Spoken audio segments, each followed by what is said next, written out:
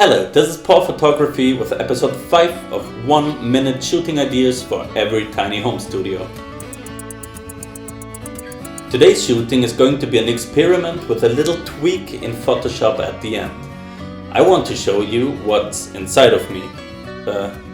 Let's jump right into it. As a key light, I place my Octabox to the left side in front of me to get that nice light and very soft shadows. Because I will wear dark clothing, it is important to give some backlight to separate myself from the background. Last but not least, I need a filling light. Therefore, I use my reflector. Ta-da! This will be a lighting. Now put on some fancy clothing and let's go. Now we need kind of a skyline, so why not use the one in front of you? Afterwards, throw all the things together in Photoshop. Pop!